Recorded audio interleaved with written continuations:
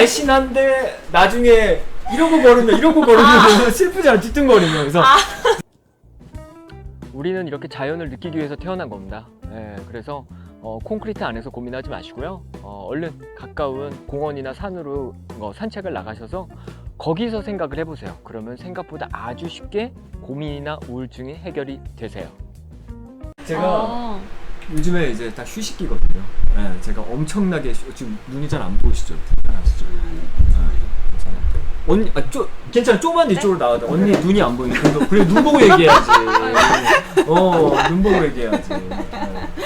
저는 이제 만화 준비를 하다가 만화에 언니 그 다리를 꼬는 건 뭐 자유인데 네. 안 꼬면 건강에 훨씬 좋은 걸 누구나 다 알죠. 네네. 날씬한데 나중에 이러고 걸으면 슬프잖아, 뒤뚱거리면. 그래서 아무런 노력 없이 네. 건강해질 수 있으면은 저는 자세를 그냥 바르게. 건강해지는 쪽으로 하는 게 좀 좋다고 생각해요. 뭐 돈을 들이거나 노력이 가면은 못할 수도 있는데 너무 쉽게 건강해질 수 요즘 있으니까. 무슨 책을 읽으세요? 매일 도서관 가신다고 그러시던데. 전 요즘에 건강 관련? 아니요. 건강관리 이제 이거 하니까 저는 제가 데이터를 만들잖아요. 지금까지 세미나 캠프에 1000명 정도의 분이 오셨고 그분들을 그러니까 과학은 별게 아니에요. 관찰이에요. 그리고 그 사람 수만큼의 데이터베이스가 쌓이면 되는데 전 이미 1000명 정도의 데이터베이스가 쌓이니까 그리고 자기 집에서 24시간 이렇게 관찰하는 과학자가 이 세상에 누가 있겠어요. 아무도 없단 말이에요. 그러니까 저는 사실 이제 배승다가 거의 완성되지 않았나 라는 생각이 들어서 건강 관련 책은 아예 안 봅니다. 보면은 좀 답답해요. 그러니까 자꾸 막 과일도 적게 먹어라, 막 비타민 C 먹어라, 막 견과류도 조심해라 막 이렇게 나오는데 그래도 누가 공격하면 네. 거기 이렇게 하기 위해서는 좀 뭔가를 그런 이론 저는 8년 전부터 견과류 과일을 많이 먹을수록 살이 빠진다고 얘기했는데 그거에 그렇게 실험을 해서 그렇게 원인을 밝혀낸 과학자분들이 계세요. 그래서 그분들 이론이 있으니까 과학자들도 실험하게 이렇게 됐고 우선은 저는 이제 증거들이 너무 많잖아요. 캠프를 한 이유는 사람들이 처음에는 제가 맨날 과일 먹고 견과류 먹고 맨날 퍼져 있고 맨날 앉아 있고 이런데도 이렇게 몸이 건강해질 수밖에 없다라고 하는데 안 믿잖아요. 쟤 안 보이는 데서 분명 빡세게 운동을 할 거야. 안 먹을 거야. 그런데 캠프에 와서 저랑 똑같이 계속 이렇게 퍼지게 만드는데 하루에 많게는 1kg씩 감량이 되시고 그러니까 그때서야 믿으시더라고요. 근데 암 환자 같은 분들 네. 좀 겁나지 않으세요? 혹시라는 이런 더 아프시면 어떡하나 그런 걱정은 아주 조금 있죠. 아주 조금. 근데 여태까지 캠프를 10년 동안 해오면서 더 건강해지지 않은 분이 한 분도 안 계시니까 확신이 있으시네요. 네, 10년 동안의 그 경험이 있으니까 큰 걱정은 안 되고 이분이 어떤 기적을 또 보여주실까 그게 너무 기대가 되는 게 훨씬 큰 것 같아요. 그래도 암 환자가 와서 혹시 여기서 네. 더 아파가지고 그럴 수 그런 있죠. 그럴 수 경우에 있죠. 또 그래서 오시기 전에 말씀을 드리죠. 그래서 100% 완치가 된다고 말씀 못 드리지만은 지금보다는 100% 더 건강해지실 거다. 근데 이제 지금까지 이제 많이 이제 건강이 좀 악화를 시켰으니까 명현 반응 때문에 잠깐은 더 아파질 수도 있다. 근데 그런 경우가 거의 없지만 그럴 수도 있다라고 좀 대화를 한 다음에 시작을 하면은 근데 뭐 이렇게 급격하게 아파지거나 항암 치료 아시잖아요. 항암 치료 받다가 많이 돌아가시는 거거든요. 그게 너무 독해서 항암 치료 받은 사람 본 적 있으신가요? 아니요. 머리 다 빠져요. 그리고 뼈다귀가 돼요. 정말 말 그대로 뼈다귀가 돼요.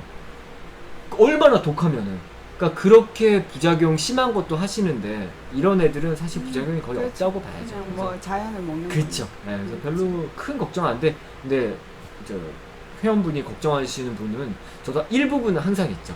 그럴 것 같아요. 저도 완전한 확신이 아니면은 워낙에 특이한 사람들 좀 맞아요. 많고 맞아요.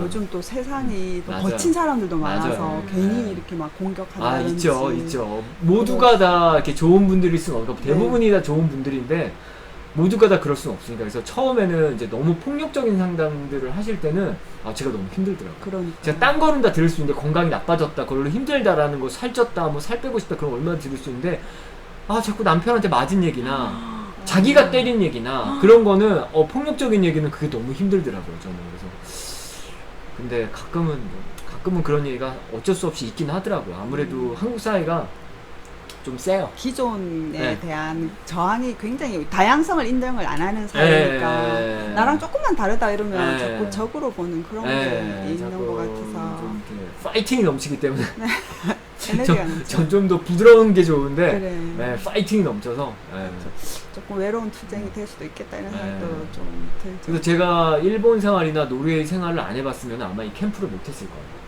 왜냐면 말이 안 통하는 데에서 눈치로 다 해야 된단 말이에요. 그거를 초반에 이제 1, 2년 정도 노르웨이에서도 몇 개월을 그렇게 지내니까는 사람 어떤 분들이 오죠. 가끔은 범죄자도 오세요. 마약 딜러도 온 적이 있어서 여자분이셨는데 부산 분이었어요. 그분도 18살 때부터 마흔까지 오스트레일리아, 일본, 한국에서 마약 딜러로 활동하신 분도 나는 물어보지도 않았어요. 근데 본인이 술술술 다 얘기를 하는 거예요. 너무 무섭잖아요, 진짜. 나는 이제 그분 혼자 계시고 나는 이제 농구하러 가거나 내 볼일 보러 가거나 그런 경우도 있는데 이게 범죄자분이시니까 이게 괜찮나? 오늘도 세미나 있지 않나요? 예. 어디서 해요? 여기서요. 예. 아 여기서? 예. 그래서 막 그런 걱정이 있는데 제가 처음에 캠프랑 세미나를 시작할 때는 어떤 일이 있어도 내가 손해를 보겠다라는 생각으로 시작을 했던 거였어요.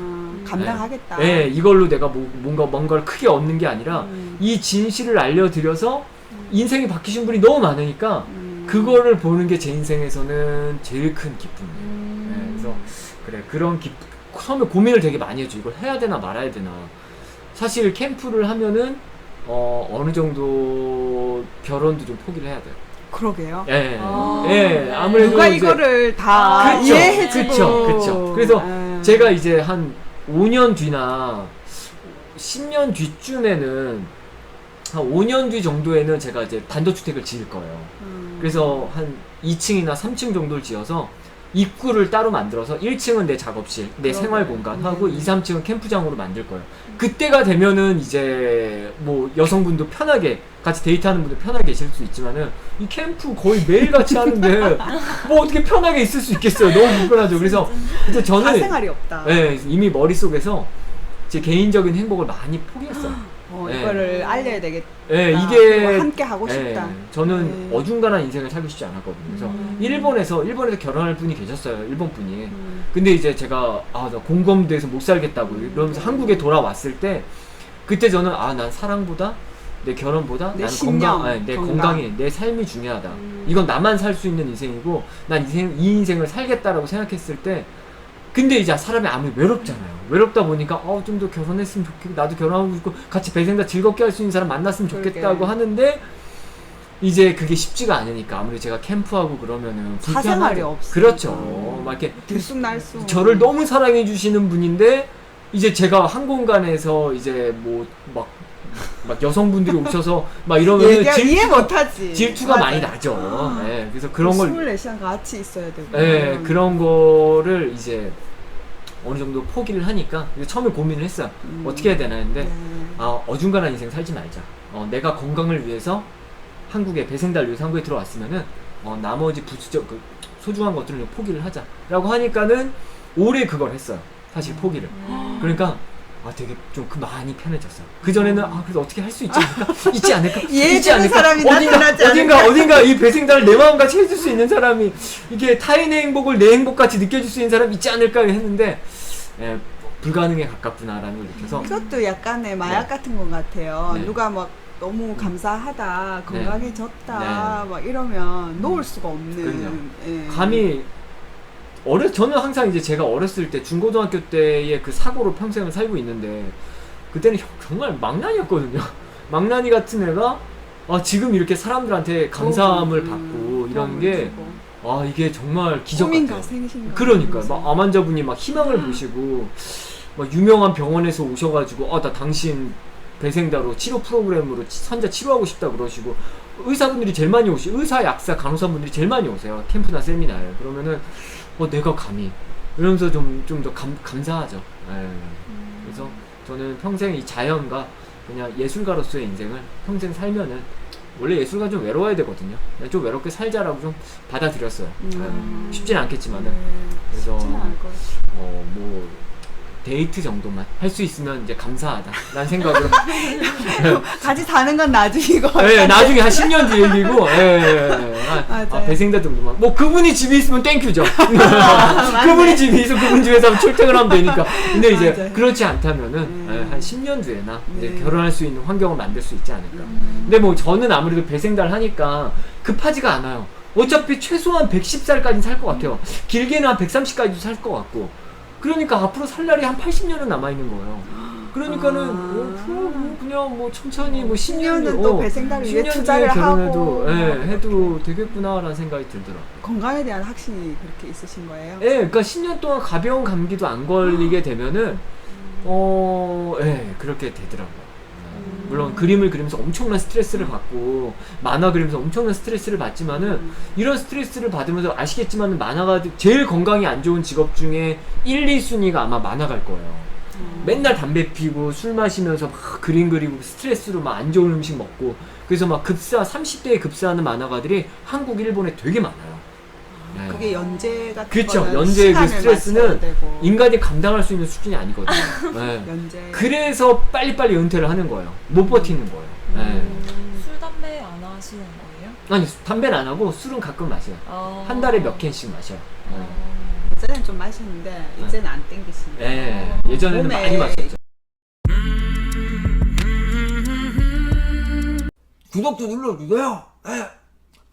좋아요도 눌러주세요. 댓글도 달아주세요. 현미가 막 말할 때마다 뚝뚝 뛰어라, 뚝뚝 뛰어라.